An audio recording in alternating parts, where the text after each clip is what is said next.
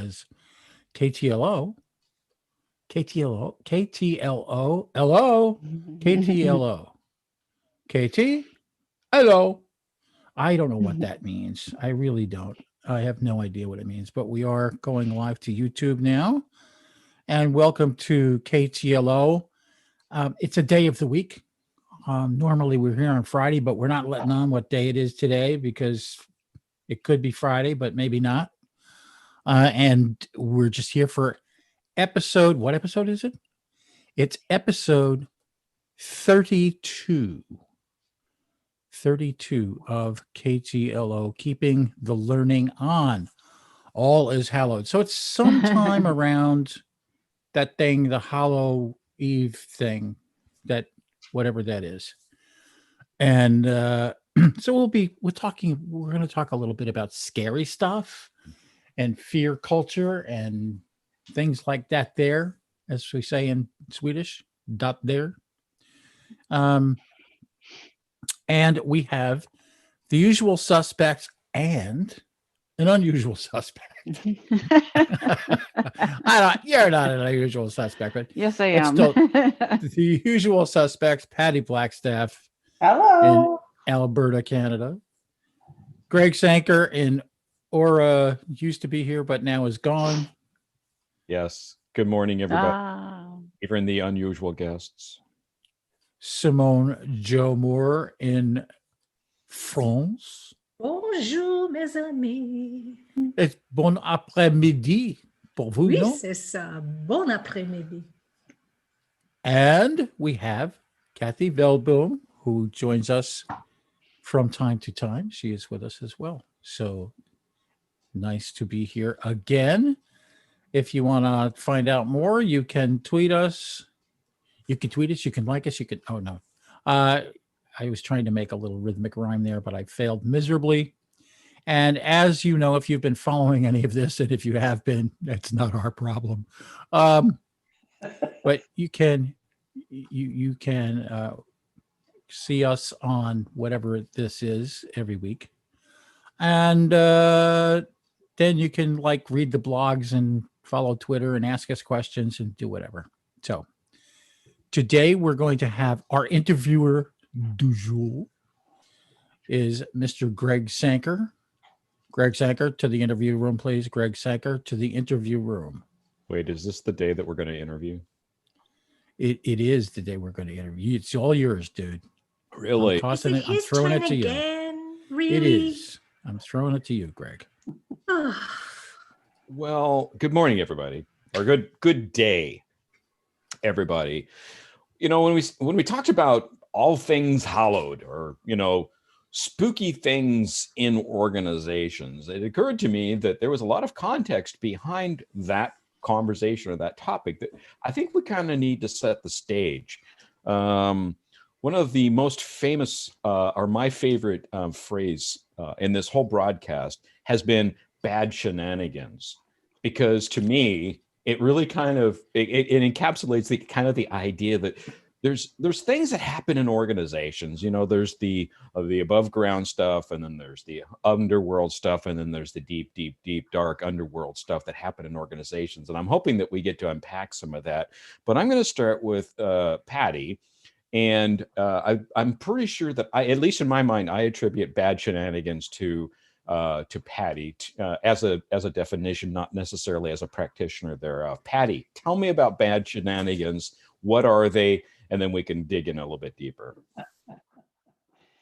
So bad shenanigans. Roy would tell me that's redundant, bad and shenanigans. But honestly, I believe that you can have good shenanigans. I'm all about the ability to challenge a status quo, to be able to get outside of the typical and into the extraordinary. And sometimes that takes and involves a few shenanigans. Bad shenanigans, on the other hand, are when we've got leadership issues and people who are exhibiting and presenting behaviors that may not be positive and well-meaning for the entire organization. And Patty. A few months ago, you declared a no BS zone.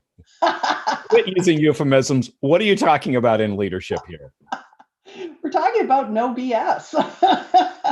So baffling and bad shenanigans are things that come up oftentimes, and we want to challenge them. We want to challenge them, and we want to be able to help organizations get better. So show of hands, which is going to be really awkward on Zoom. Show of hands, have you ever seen in an organization bad shenanigans? Raise your hand. Yeah. All right. So everybody on the call has raised their hands. So I'm going to go over to Simone. Simone, describe for me an instance when you saw shenanigans in an organization, maybe where you worked, maybe where you consulted or trained or were engaged in an organization, and it became clear to you that something bad was happening. There was games being played that weren't necessarily in everybody's best interest. Okay, so not the good shenanigans. Not the good ones. I so agree. It would with be a Patty. spooky episode if we talked about the good stuff. Well, some of those good shenanigans can be quite, Okay, all the pranks back that to the go on, topic. we can do that. Yeah, kind of like your pumpkin carving. Yes. They're good shenanigans. Bad shenanigans. Anybody that has ever been involved in mergers and acquisitions will have come across bad shenanigans. And a particular organization, it was, I'm going to pick on something that was a number of years ago, but I was still a senior manager there, 3 acquisitions. And what I found particularly interesting through that whole process was that I think I was a bit of a mainstay because I kind of knew everything and everyone and back and forth, which is fine. But what I knew the most were those that were, is underhanded the right word? The secret meetings, the So is this where the skeletons are hid? Yeah, the back end of the boardroom deals that were going on, who was deciding on who would keep who and how they would go about doing that. And, it was pretty loathsome. If I was to use a word, loathsome is a really good word for that. There's shenanigans, and then there's, hey, look, if you really want to kill an organization, that's fine. The people that own it, that's their decision to, make an organization go away. But if you're going to do it the right way. So, and we're going to get back to that, I hope. Anybody else seen bad shenanigans in an organization? An example that kind of helps put it in perspective? I'm looking at Roy. Roy, you got an example for me? Well, the thing that jumps out at me today I was standing in a meeting with a manager, we'll leave it at that, and was being questioned about some really inside personal kind of stuff about people and having such information shared back at me, that this person did that and then they went and this happened and this. And I suddenly had this vision of this manager as a very dangerous spider sitting in the middle of this web with, strands that went out across the organization, waiting for the vibration of the fly as it landed on the web. And I literally got goosebumps, and I just kind of backed out of the office and said, I got it. Pardon me, I'm due back on the planet Earth, to quote Woody Allen. And it was a very scary moment for me to realize that this person who I'd been sharing information thinking I actually had a manager subordinate relationship with, I realized there was another agenda entirely going on. And that was pretty spooky. Yeah, those are kind of sobering moments where you realize that the room is really kind of chilly. I see it like, whoa, there's more going on here. I tend to be by choice relatively naive to the underworld because I think that people generally are good. I've run into a lot of circumstances where that belief has been challenged quite substantially. But when people are doing those kinds of things, is it possible? This is a question for all of you. Is it possible that they're doing them for good reasons that we don't understand because of our role in the organization? Or are they really ill-intended? Patty, let's go over to you for that one. So I think I think there's a lot more to it than a yes or no, right? There's Yeah. I think you, if you challenged anyone on their personal agenda, that they would let you know personally themselves they think it's for good intent. And some people just don't know better. We have people who come into the world and have a management style that has been in existence for a while, and that's all they've known because that's all the managers they had were. And so that's the person who manages with the old management of command and control. I think there are people, however, who have no problem taking a step up on top of somebody else's shoulders and moving forward, like the one Roy described. You know, I was in an experience in the past too, where somebody felt like a friend and was very sly and not so friendly. Ended up feeling like a target was on my back. So I think the question is bigger than a yes, no, but I think it needs to be considered from the cultural standpoint and the impact. And I think HR needs to have an open door for understanding that if you've got a single manager that gets 17 complaints, then you've got to actually act. So I think it is more nuanced than that. I once got accused, and it wasn't necessarily intended as a compliment, but I once got accused of Greg, you believe that everybody should behave good, and if they don't, they should feel bad or guilty about that. And I've thought about that a lot ever since that I actually heard that. And what I keep coming back to is, well, yeah, I do. I actually do. And I believe that more than just in organizational context as well. Roy, should people be good? Or do they play the game? So here's the kind of the context. One person described me that in a corporation, described to me, not about me, but they said that, look, this is like a basketball game. You can throw fouls. It's what you can get away with. That really are the rules of the game, which brings us to the famous Jack Sparrow from Pirates of the Caribbean. There's only one rule, and that's what a man can get away with and what a man can't. Is that true, Roy? Is that true? Does it matter what our behavior is? I think it depends on the context, and let me explain what I mean by that. There's a great scene in a TV show that I refer to fairly often, The West Wing, in which a situation comes up and one of the characters doesn't want to throw a proverbial elbow to prevent somebody else from getting what they want or to do what they want to do. And Leo, the great chief of staff character, tells a story, and the story he tells is about an NBA basketball player, and he doesn't want to throw an elbow. And Leo explains to the character, he says, they told him he only had to do it once as long as it was on national TV. If that game was nationally televised, Bill Russell could throw an elbow, everybody would see it, and nobody would mess with him anymore because he had thrown that elbow one time. And I'm not sure that's true, but it's a great story and illustrates that sometimes in order to get something accomplished, you might have to behave in a way that otherwise you wouldn't. I think that most people in situations tend to err on the side of good. At least I did until recently believe that. I'm not sure anymore. You and me both, Roy. I'm really not sure anymore. And but I also think that there are situations that call for to get something done that's really important, and it's going to wind up for the greater good. So maybe the end justifies the means. It's tricky ground, and having studied philosophy for many years, it makes me crazy to get into that thought cycle because I'll go on spin drive for about a month.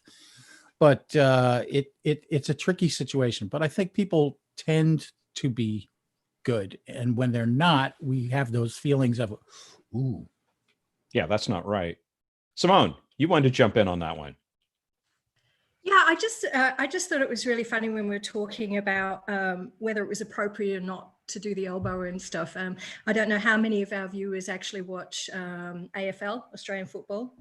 And when they go up to take a mark, they, use each other. They use their team members. They might jump on the thigh of a team member to get up the height to grab the ball, and so on and so forth. And the other team will come in from the sides, just try and, push them out of the way so they can grab the ball.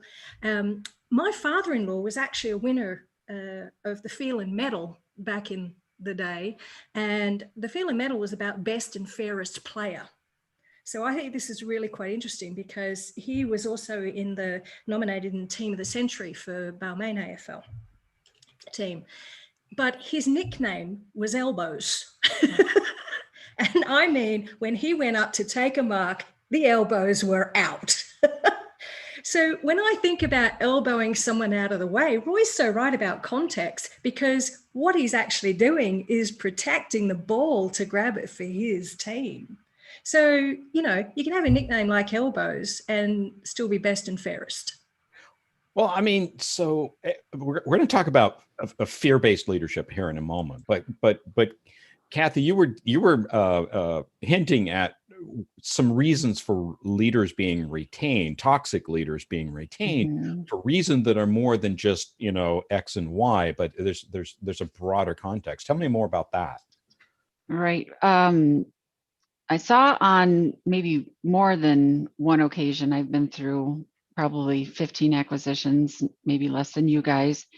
I saw where leaders were kept either because there was language in the contract that person should be kept, and doing the assessment and getting to know the leaders that are going to join into the new the new merged organization, having blinders, or maybe choosing not to seeing what you want to see, because you want this deal to go through. You want to make this acquisition, so fine, we'll concede to that. Not thinking about the long-term ramifications that go beyond. Not thinking about the impact and the toxicity to the employees and what they see, and then you can start losing good talent at the employee level because they kept that toxic person. Yeah, and one of the things that I learned as I moved to different levels within an organization is the realization that some things that, from a lower level perspective, altitude-wise, that looked really, really, really bad, take on a different nuance when you're at another level. And that's a good example, I think, of, look, this is a $10 million contract. If you think that by having, the not particularly nice manager on the contract as a contingent part of keeping the contract is negotiable, it's not. We're going to keep that individual. So for the contract, we'll try to inoculate the organization. We'll try to compensate for that. But as individuals that might have to suffer under person X, it might not be viewed as a particularly noteworthy. So how do we strike the right balance? Because, remember, we're talking about bad shenanigans in organizations, spooky things that go bump in the night within organizations. And the really cool thing is a haunted house is only haunted when the lights are out, right? When the lights are on, you see what's going on. And it's like, oh, well, that's not so scary, right?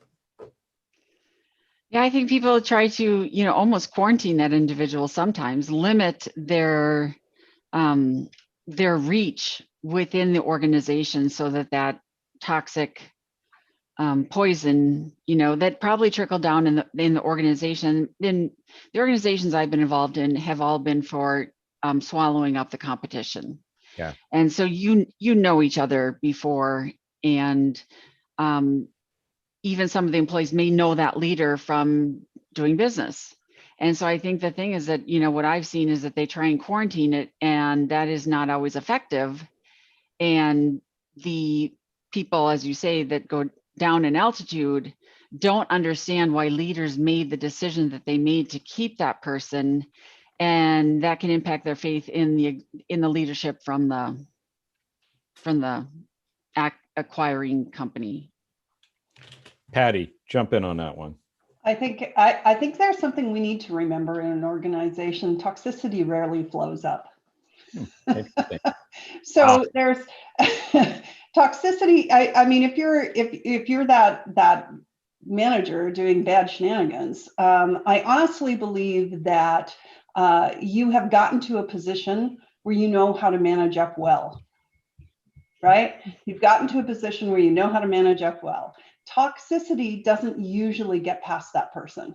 It usually is something that occurs to the people who either report to them or interact with them at a lower level. In fact, not only does it not go up, it probably doesn't go sideways. So their peers may be unaware of that. And I think that's an important thing to remember, especially in an acquisition where, oftentimes in those acquisitions, when we say they got a contract or they continued being brought on or they got a leadership position, it might have been the snag for whether you even get that company. Right. So it's probably a senior leader who now gets shares by saying, yes, I'm willing to offer and give this company away for X price, but I need something personally out of it. And it becomes something. But we have to remember too that there is a role of the organization that often gets missed, and that is, what are we going to do about it when that happens? And in a merger and acquisition, that is rarely something that's put on the docket. And I think that HR needs a bigger role in mergers and acquisitions in terms of cultural evaluations, and then behavioral contracts of how we're going to accept or not accept, tolerate or not tolerate certain things. And that's something that's often left off the table. Oh, absolutely. Often left off the table, often intentionally in my observation, because it's like, we don't want to go there. The business deal is worth more, the moving ahead, et cetera, et cetera. So you hinted at, go ahead. Well, right. But I think that we have to remember, though, when we fail to do that, probably 80% of the acquisitions never, ever, ever get the ROI they're trying to get, especially if it's a software. Because if you're looking at software development and you drop that toxicity into a really dynamic team, you lose your knowledge. Yeah. It doesn't perform the ROI that the intention was. That's a classic story, especially like you say in software. The product is a software. You have these small startup companies where the people are dedicated and they're loyal and they really believe in it, and then they get bought by a bigger company. And that bigger company brings in tools and practices and cultural elements. And all too frequently after the first acquisition, there's another and another and another, because then you show on the radar. And it's a business deal. It's a numbers game, right? And what loses out in the numbers game is the people and the culture. So Patty, I'm going to start you with a fear-based culture. What's a fear-based culture? And I think you mentioned once upon a time, you said, that's an Al Capone leader. You know what I'm saying? So an Al Capone leader, the reason I call him that is because his famous quote is, "I've built my organization upon fear." And so he did. Yeah. All right. So what is a fear-based culture? And is it good or bad or both, or what? So fear-based, I would say fear-based leaders exist within cultures. I've not seen a fully fear-based culture, because there are pockets of happiness. We've talked about that before within an organization. But what I have seen is the recognition and understanding that we're not going to do anything about the fear that exists within the culture. And in some instances, it's the top leader, it's the CEO. In other instances, it might be someone who is a department head or something like that. So you know that you are living under fear management when everything hits that solar plexus uncomfortably, right? But the problem is most leaders don't know they're fear leaders. They're not aware they are. They're managing, well, some are. I would say fewer are aware they're fear-based managers than the ones that don't realize it. So how do you know? How do you know if you might be a fear leader? Wait, hang on. I feel Jeff Foxworthy coming on. You just might be in a fear culture. Are you going to go there? Are you going to go there, Patty? Well, I won't do the voice. Oh, come on. No, I won't do the voice. But if your old employees are afraid of you, you might be a fear leader. So if people tell you that, hey, people are afraid of you, right? Like, yeah. If no one challenges your thoughts, your ideas, or your directions, you might be a fear leader. If you are allowed to yell, shout, or behave badly and nothing is done about it, you might be a fear leader. If everyone you interact with CCs a really long list of people in an email to cover their butts, you might be a fear leader. If you believe people should check their life at the door, you might be a fear leader. If you focus only on results and ignore behavior in your organization, you might be a fear leader. What else you got? Listen, I gotta, okay, so there's a quote by Albert Einstein that I really love. If people are good only because they fear punishment and hope for reward, we are a sorry lot indeed. Yeah. And of course, we could talk about that for the rest of the episode. Simone, jump in. Yeah, I'm just thinking as Patty's describing those things, I've got a couple of really favorite movies. And over the decades, as I've been going through my own career, let's face it, sometimes they say that, I don't know if life reflects the movies or the movies reflect life. But in these movies, I have actually come across these personalities. And I think early on in my career, one of my favorites was Working Girl. And in that, it was, here we were struggling, trying to get a job. I just wanted to become a secretary. I wanted to make my way up into the management realm. But at that time, there were very few women in management and so on. And then the women that were in the management realm had taken on the personas of their male counterparts and had actually been as, rough as guts, tough as nuts, whichever description you want to make it, but they became fear leaders in many ways because they were fearful of losing their place at the table if they didn't show that kind of leadership versus, if I'm kind to my women counterparts that are trying to come up, that's going to look like I'm favoritism. And, there's a whole lot of stuff. So Working Girl was one great movie I loved. The other one, and there's comedic value, but there's very serious value, is Devil Wears Prada. Most people will know that movie now. And again, you've got exactly the same type of personalities, and not just the personality, you can have a particular personality, but it's the behaviors that come with it, So looking at movies like that will, often bring about your understanding of whether you're in the right place or you're actually behaving in that way. Roy, earlier you mentioned a context in which the ends seems to justify the means. In an organization that just says it's results that matter, turn in your results, show your numbers, green metrics, whatever those things are, that then gives you a buy on culture and behavioral elements. Is that okay? Is it okay for an organization that is ostensibly there to make a profit, to meet its numbers, to focus that at the exclusion of the culture? I think in a lot of respects, I'm one of those people who will come back to the principle of you catch more flies with honey. And I think that you can get the results and get the numbers and get all those things better by drawing people to a goal than you can by pushing them toward it. And people don't like to be pushed. Let's put it that way. And I think that what you will develop if you do push in that direction, at discounting all else, just push them and get these numbers. Then I think you find that people will resist you, and that has consequences for the numbers themselves. People are, maybe they'll be temporarily motivated, like, oh my God, I've got to get this done by Friday, or something bad is going to happen. But ultimately, I think that what happens is that type of culture fails.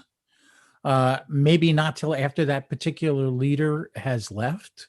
There might be some examples around now, GE, that could possibly be the consequence of previous leaders who were that type of person.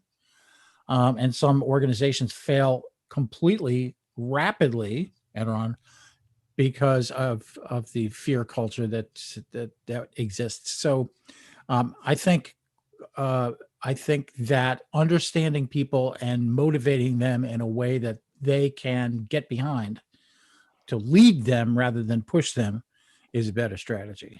So in this late stage of the post industrial age. Why is that form of leadership still so prevalent? Why are we so familiar with it now? I'm going to go to Patty for that one.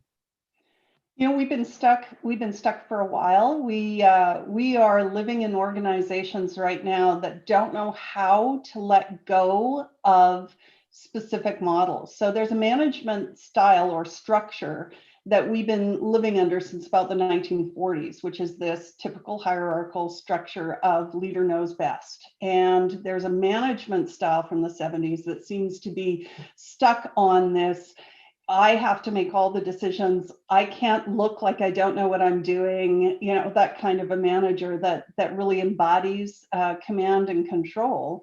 And I think organizations fall into that. And what happens in an organization that's like that is it breeds that. So everyone understands, in order to make my way up, there's only a few, there's maybe 8 levels at the top and 1 CEO. So let's think about it. If I want to climb in a company and I get to a specific level, I've got to play the game they've always played, because that's how I make it into that area. And what happens is, when we have a culture that's like that, it's really hard to break it. It can take years and years. It could take up to 3 to 5 years to try and break a culture like that. And it often takes a top leader to intentionally decide and make decisions for everyone as to what that culture is going to look like. Wow. So it takes some strong leadership from the top, but strong leadership from the top was kind of the source of the problem. So I want to go back and visit this. We talked about the results of the residual effects of toxic leadership. And it reminds me of, ever seen a bad movie where the zombies are like moving down the street and, they get shot and dismembered and also, god awful ways, but they never seem to die. And it kind of seems to me, with our spooky theme, that's what the results of toxic leadership is. Who's gonna back down first? Who's gonna turn over a new leaf? We try to kill off that kind of command and control and toxic leadership, but it just keeps rearing its ugly head. Why is that, Roy? Because it's fun. Because it's a better TV show. I think it depends. I think it depends on the culture in which you come up. Like, I can't imagine a toxic culture being introduced at one of my jobs where the leadership was phenomenal. It was just super. You were motivated internally because knowledge was shared. The goals were clear. Everybody knew what their job was. The structure of the organization was light on its feet. It was just a good environment. On the other hand, I also saw a rather large organization go from a very open and sharing and community-based culture to a competitive, knockdown, drag out, dark culture in a period of a couple of short years because of a change at the top. And so that top personality has this, as Patty said earlier, the toxicity, trickles down. And so a lot of it is really dependent on that person. And I hate to say that, but it's true. And so therefore, as someone who happens to be in that position in an organization, I think it's important for me, especially, to pay attention to what my directions are and how I'm transmitting my motivations and my goals to everybody involved. So here's the paradox that I see here is we recognize that toxicity comes down from the top and that it takes strong leadership from the top to drive the right culture or move it in the right direction. And yet frequently, to make it to the top in an organization, you have to play the game that's afoot better than others in the organization. And then when you land the top spot, you suddenly turn over a new leaf and say, hey, I'm a people person now that I'm at the top. Kathy, how does that work? I caught you off guard. It works better if I unmute, first of all. That's awesome. But, and sometimes it doesn't work. Sometimes the wrong person who, maybe starts by managing up really well, and then, through fear leadership, drives numerical results. Sometimes they grow up in the company. There are leaders that have just grown up in these companies that are now, maybe around the 500 employee mark. and shouldn't be in their position, because whether it's that person who drove themselves to the top or the person that just happens to be there and then is still that leader through acquisition after acquisition after acquisition, I find those people that are so incredibly disconnected from the rest of the company. And if that person remains disconnected, the ripple will just continue, you know. And if that person is finally exited by shareholders or however it might be, bringing in the next person, you know, like Patty said, it takes years and lots of communication. People need to understand the why. I actually find zombies the scariest character of all, seriously, because it's like, you know, you can shoot at them, you can, you know, crush them with a truck, you can do this and do that. The only thing that are apparent, according to the movies, is to slice their heads off. But then we've got this problem is who's taking their place? Because then, you know, it's like the Hydra, something else comes back in its place. Exactly. And the thing is, though, is that if you play the game to the extent where you lose yourself within that personality, you lose yourself within those behaviors, then, you know, it's very hard to reclaim. You've already lost the trust on the way up. So to reclaim that, you know, you've got to reinvent yourself all over again. And for many people, you're going to have to leave that organization. You're going to have to create and be this new persona. And, you know, I will admit, I played the game early on because that was the way to survive it. And I truly mean to survive it, to actually get heard, to make things happen rather than get crushed. And along the way, there are other things that you can do. I mean, there's no real true loyalty to organizations anymore. I don't know if you've really noticed that, but there is a loyalty to your own profession. There's a loyalty to yourself and your own personal standards. And the second you start letting that go, you know, if you can't live within the context of that environment where it hammers you so badly, seriously, it is not the place to be, because you will be swallowed up. Patty. Here's where the rubber hits the road. We don't actually do often in organizations do anything about it until we're in trouble and we need our way out. When the organization is not doing well, I love the quote by Warren Buffett that says, "Only when the tide goes out do you discover who's swimming naked." I think that it's very, very realistic to know that when the organization is not doing well is when we begin to take a look at what's actually happening. When we're doing well, we tick along nicely. We don't want to actually stir the pot. Yeah, whatever we're doing, just keep doing it. It's working. Just keep doing it. It's working. It's working. Yeah. And I think, Patty, you'll know this from, you know, your wonderful personality descriptions you come up with. Some of these people that we thought might be fear leaders, we have to ask the question, are they dangerous or just misunderstood? Yikes. Roy, weigh in on that. I misunderstood I can't. I don't understand. I'm not sure about that. I think that in a lot of cases, they're fear leaders and not very good character-wise, and in some cases, they might be misunderstood. But where my brain was as I was listening to everybody else was we're using some sports analogies here. You know, the elbows out and playing the game fairly and all that kind of thing. And I think that, you know, if we back up and take the altitude up a notch and look at culture in a broader sense, not so much organizational culture, but our culture, the way that we grew up. One of the things that happens is that we gravitate toward really highly competitive physical sports. We learn to put our elbows out. We learn to beat people. You know, we learn to tackle them hard and hit them hard and all that stuff. What would it be like if our culture was built around, say, chess? Would leaders be different where it was quiet internal strategizing and then coming up with solutions. Would that be different? And I think that's one of the things that we need to look at as well. So, we could throw chess analogies out here, but nobody would get them. Yes, that was. Understand chess enough. You're using the classic Romanov move. Exactly. Except for the fact that occasionally I felt like a pawn. Well, there's that. So as much as I want to talk about, I mean, at the end of the game, the game of, at the end of the day, the game of chess is about put somebody in a corner, checkmate, end of story, right? And if we do that culturally, we have the same kind of thing. But your point is perfectly valid.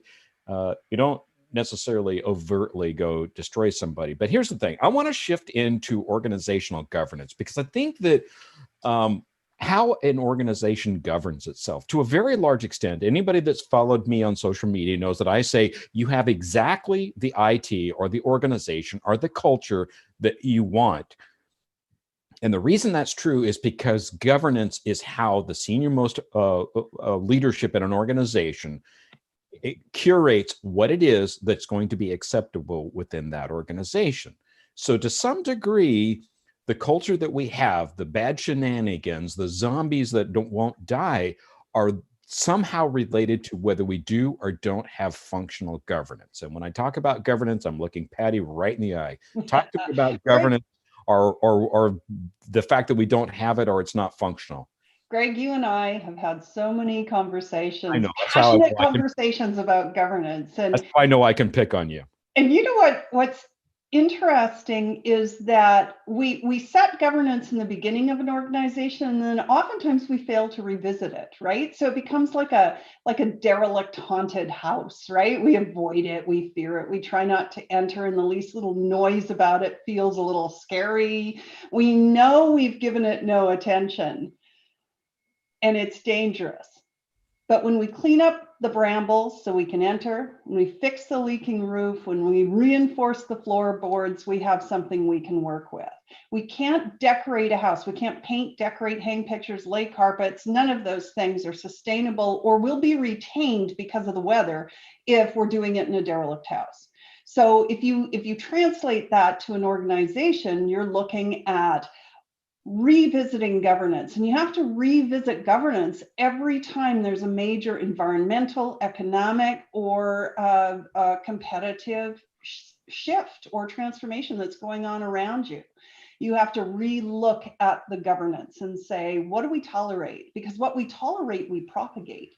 And how are we going to do that and allow people to be creative, innovative, and constructive while still giving them the guidelines under which we work best as an organization to meet our strategy? And I think the what we tolerate, we propagate has massive implications in many organizations, but it takes incredibly bold leadership.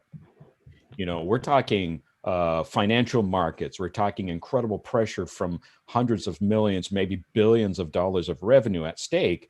And you have a CEO that stands up and says, we're going to become a culture of learn-it-alls, not a culture of know-it-alls. And I'm making an obvious reference to Microsoft CEO Satya Nadella, who turned the course of a mighty, mighty battleship and said, no, that's not going to work for us anymore. And that's a dangerous thing, because Microsoft and a lot of other companies have been riding a very profitable status quo for a very long time. So when is it time to change the direction of the battleship? On my watch or somebody else's watch, right? When I get my stock options and my bonuses based on the numbers game, or when somebody else is here and does that need a change? So how do you know when it's time to change from a governance perspective? And how do you do that, Roy? He's on mute. That's it. I'm not anymore. Yeah. That was just unexpected. It took me a while to get there. Sorry. Well, I think there's a tricky question underneath that question, because since we're talking about governance, let's talk about board of directors. Yeah. So the board of directors has some type of an agenda, and they're going to be selecting or approving at least the next CEO. Microsoft's board of directors approved or selected Satya Nadella because of the type of leader that he is. because they realized that the direction of the organization was not sustainable anymore. And so there's more to it than that. The governance suggests the type of leader that needs to be in place. And if the governance of the organization suggests that the only thing that matters is the bottom line, the only thing that matters is the productivity, without considering the fact that people actually do have lives, then we got a problem in the long run. Sometimes it takes a very long time for this to come around, but we've got a problem if people aren't recognizing those issues. So governance is in large responsible for the production of the appropriate leader for the time. And as we have discussed in this context and some others, systems tend to work the way they were designed. So if the system of your organization is designed to be toxic, guess what? It's going to be toxic, and toxic leaders will be chosen. So, yeah. Simone, what's your take on governance? Well, I think quite interesting, and I'd like to sort of bust a bit of a myth around governance here. Everyone just thinks it's all the rules and regs. And yeah, of course, we have certain compliance and things that an organization sticks to, but all those other things, the policies the organization sets, here are our boundaries, here are expected behaviors, and so on and so forth. When we talk about storytelling, a lot of people think this is sales and marketing, and yes, there's sales and marketing, or there's customer service. There's what we might do in understanding a customer's journey. There's a story there. But governance is actually the story setting. Governance, when we're constructing our story based on governance. So all the other stuff we think is storytelling, that goes on in the other areas of the business actually comes from the frame that we've constructed to tell the narrative in the first place. And the interesting thing is, I like the fact that, if you could actually get into a boardroom with the stakeholders and have multiple people in there, and I mean real stakeholders, not just the people that are getting on the financial benefits side, but the people doing the work. If you sat there and wrote the story of the organization, we're standing on the shoulders of what has gone before, but there might be a new chapter being created right now. And when you're actually writing a story without changing policy yet, which is great, you can actually examine any fragile thoughts without breaking what's happening at this particular point. You can explore explosive ideas without the fear, because you're working on what is the narrative of our organization? How do we see this coming? So, you can do all of that without it going off in your face, and it can be both provocative, but it can also be private, when you do it in that kind of setting. So I really want people to understand that governance is actually about constructing the narrative of your organization. Because if you're going to write those stories and all those different chapters within the book, then you need to have it sat in the context of where it exists. I like that you pointed out something right at the beginning of what you just said there, that dispel the myth that governance is all about constraints, laws, rules, compliance, et cetera, et cetera. In my mind, that's a minor component of governance, but it's the one that we highlight frequently, particularly in technology circles. Patty, you were going to add to. I got really excited about what I could tell. I could see you I'm like, camera. Yeah, because it is about who we are as an org, right? It's who we are as an organization. The thing where that gets in trouble is when we're not transparent about it. Roy talks about, what the board's direction is. Sometimes they bring in somebody who's a cleanup person, right? We just need this cleaned up, and it's going to be ugly. And sometimes they bring in a person who they're trying to get them to a new direction. So where they're leading toward a purpose. But being transparent about it is when the employees know what they can and cannot do and the value they provide and how it leads toward whatever that transparent purpose or who they are as an org is. And I think that is really important, because there's the rules in an organization, and then there's the rules. And I think that gets to the, what you tolerate, you propagate. It's like people know what the real rules are. And the real rules might be that I can't do that, but the guy above me can. Or, in this circumstance, when you're trying to close a quarter and make your profitability targets, it's okay. But in other contexts, it's not okay. And people learn those rules. Somebody told me many years ago when I was observing those, because I'm the naive guy that believes that everyone's playing nicely. Is you see these broad statements of these are our values, or this is what we do, and they taught me a really important lesson that's actually been helpful. And it's not intended to be cynical, but the idea is when a company says we believe this, or we do that, or we conduct ourselves like this, just put in front of it a parentheses, the appearance of. And it's so helpful, Greg, for your understanding that when we say we behave in this way, we want the appearance of behaving in that way. Whether we do or not is maybe negotiable. And it sounds really cynical, but it really speaks to the point of people know what the real rules are within an organization. So I'd like to turn for kind of our last bit here is why do we like haunted houses? Why do people go to haunted houses to have their wits scared out of them? Don't go into the basement. Haven't they watched the movies enough? I know. Seriously. So there's something about going into a spooky place and being surprised by what we weren't expecting. Kathy, you're wagging your finger at me. I am, because I hate haunted houses. I won't go in. You know why? I am fearful of the unexpected. And there you have it. I need to be in the know. I need to have the lights on, and then I'm okay. So don't send me into the dark. Kathy, I'm going to send you a gift card to Starbucks, because me too. That's totally me. But the thing is, I believe that within organizations, that fear factor, or that catching people off guard, is a weapon that's used by some folks in some cases. And so why is it that we voluntarily put ourselves, and Patty, you're off mute, so I'm going to pick on you next. So get yourself ready for that. Is what is it about being startled, by being surprised, by the unexpected, that we're drawn to it? And why do we allow that within our cultures and organizations? I'm willing to take the chance to win. I want to come out at the other end as the winner. I want to have survived. I want to try and get through this as the winner of this.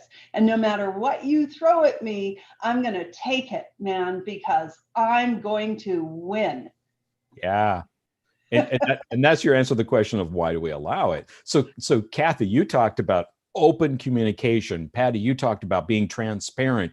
Simone, you talked about setting our story about who we are. And Roy, you talked about the leader that sat there on the spider's web and is just waiting to control and manipulate and use anything against you.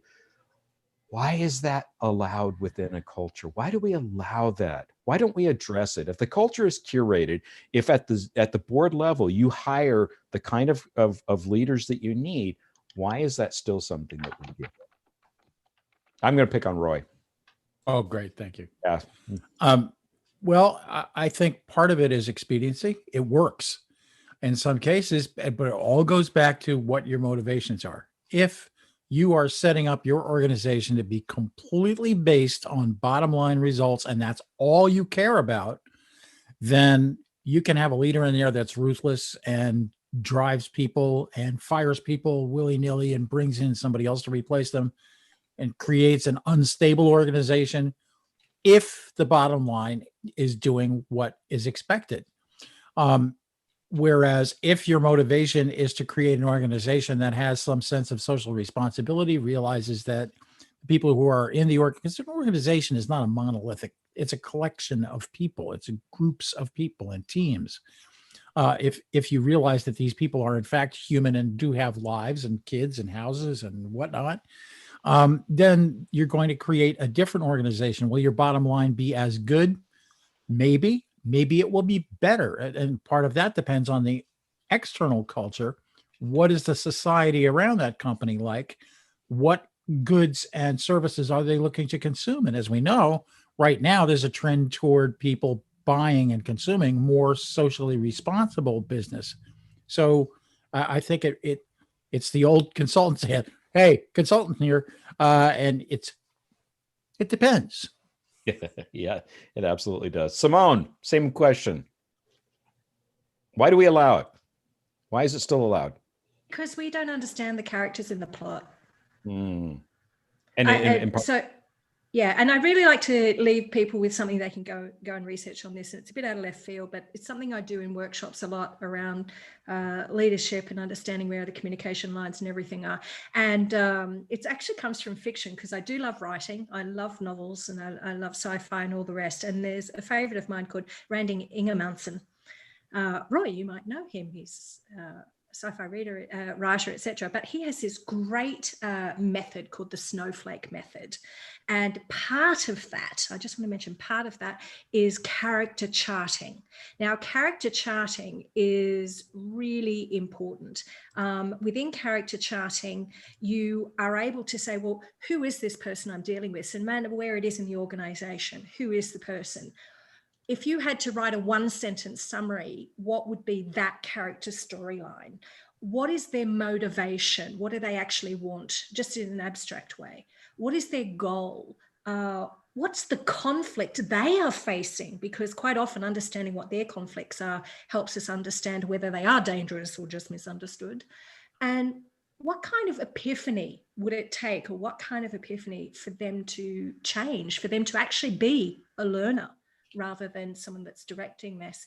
And then, what is your relationship to that character? How does that storyline play out? So I know this might sound a bit left field, but really look at character charting and put it back down to understanding those relationships that you're having with these types of people. So you're saying within an organization, we need to chart Yes. the character of those around us, right? Yeah. Right. So exactly.